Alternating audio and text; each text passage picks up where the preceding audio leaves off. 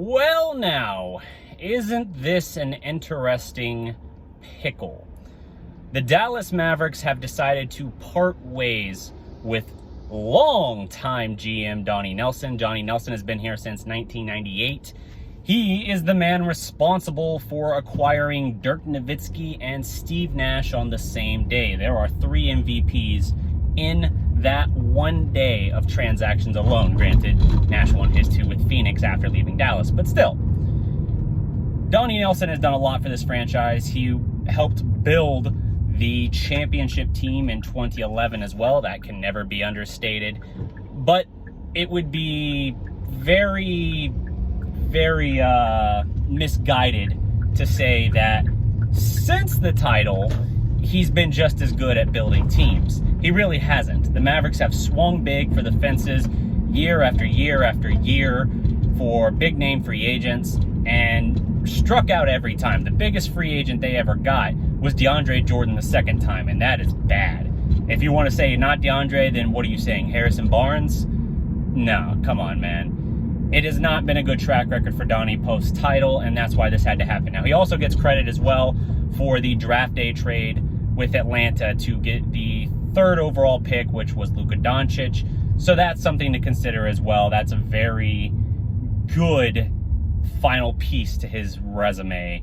Porzingis, that one should have been a bigger acquisition, should have worked out better, but ultimately, as he leaves, is in a very much state of flux. Right now, it's downward trajectory, to be honest. So, with the Mavericks moving on from Donnie Nelson, that tells me there had to be some truth. This is just my assessment. I feel like there had to be truth in the Tim Cato article, because even though Mark immediately put it on blast, called it BS, said there was nothing to it, and that the Haralabos guy was a very good analytics guy and had done a lot for the organization, both he and Donnie are now out. According to The Ringer, Haralabos is also out in Dallas. Now, his contract was set to expire at the end of the summer, and when news first broke around noon today, Central Time, that Donnie Nelson was not going to be coming back with the Mavericks, I initially thought the perception of this power struggle, which was being kind of hinted at Monday and Tuesday, had basically reached its boiling point, to the point where Haralabos had actually won in getting between Mark and Donnie. Again, 2/3 of that Mavericks brain trust. So that was my fear, that this guy, who has been very forthcoming in his belief and confidence in himself to be an NBA GM, and not just be a GM, but be one of the absolute best ones, despite having no real background in basketball or the NBA itself. He's just a sports gambler who made millions, lost millions, made millions back, and insists that his analytical models were the reason for it. And he spearheaded and rubber-stamped certain decisions, like the initial Seth Curry re-signing in 2018. Good move. Then dealt him away the next summer for Richardson. Bad move.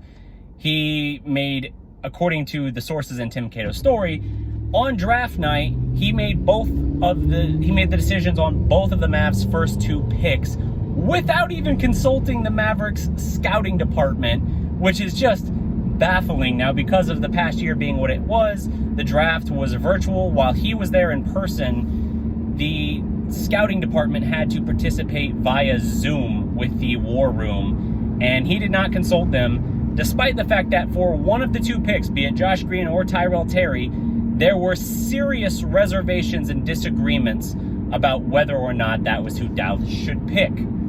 So, interesting there. That, to me, shows dysfunction.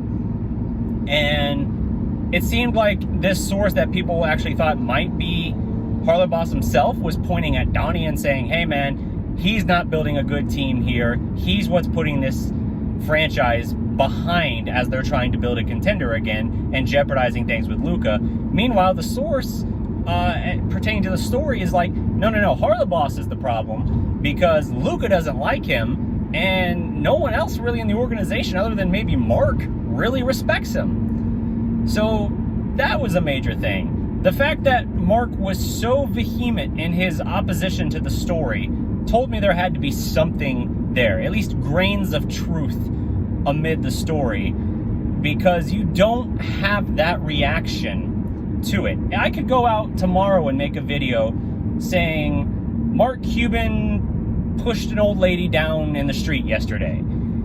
If it's not true, Mark Cuban's probably just going to completely disregard it or just like laugh like, okay, yeah, prove it.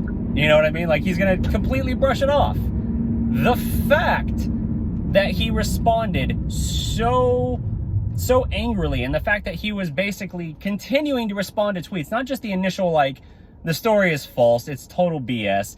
He was going out of his way to say, like, the journalist, he knew who the journalist was. The journalist was a known Mavs writer with The Athletic for years, and who Mark has never had a problem with either.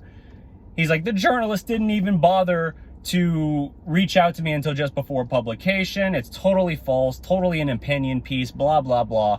Fully support Bob, Haralabos is who he's talking about. Fully support him, and he has my full support, whatever. That was the perception. And you're like, ooh, the full-throated defense of the controversial figure at the center of the piece.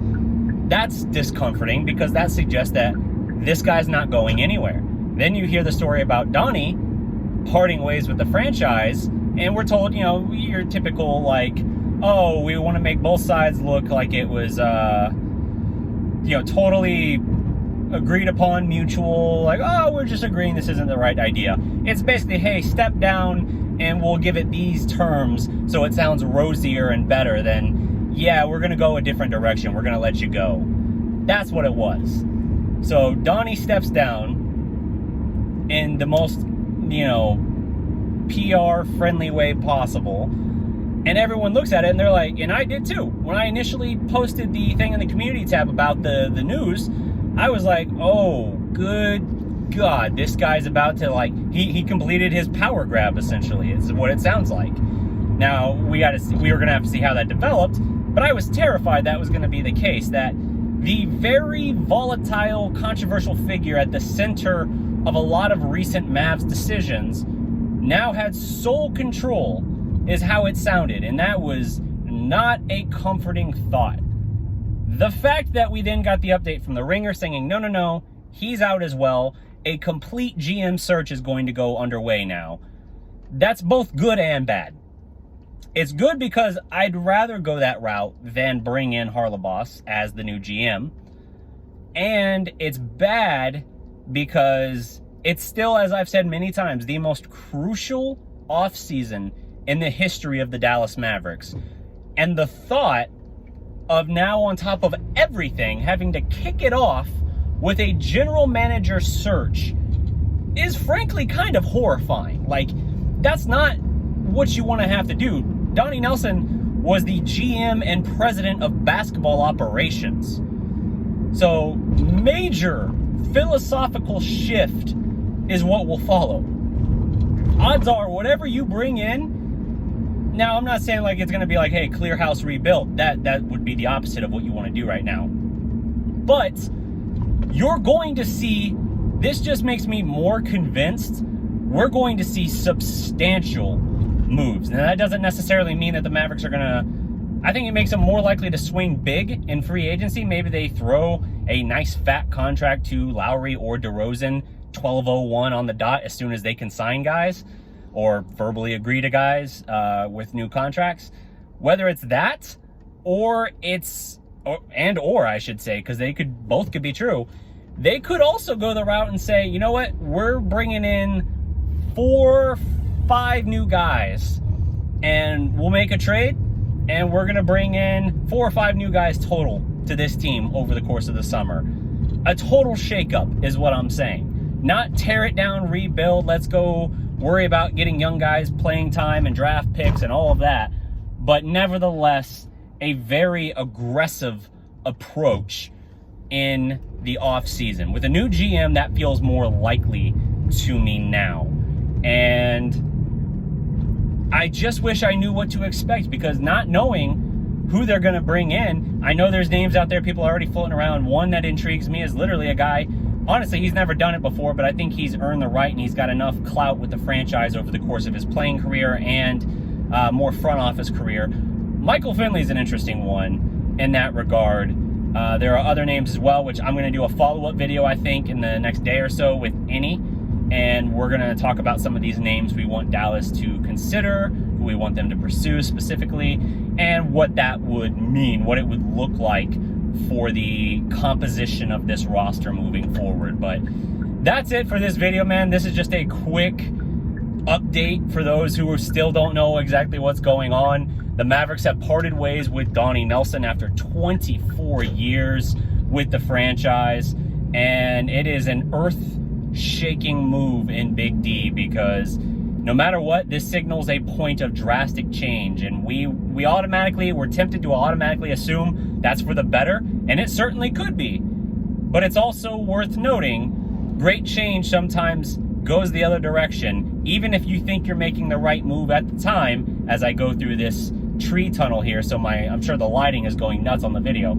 Sometimes you make a drastic move that looks and sounds like it should work, and it might not. So that's something we have to consider. This is very much a point of the unknown, and until we actually get a chance to see it in action, it's entirely speculative as to whether or not the franchise is better off going this direction, or whether this is just another move that, while it's a change, doesn't address a core problem, which, you know, depending on who you ask, and when I say that, I'm more so talking about the fan base, the common spectator kind of approach rather than insiders. Depending on who you ask, the problem is actually Mark, and Mark is obviously not going anywhere. So, all things to consider, but we'll see, man. I'll keep you up to date. Like the video, drop a comment below, subscribe to the Dallas Prospect, and until next time, remember, every legend was once a prospect. Peace.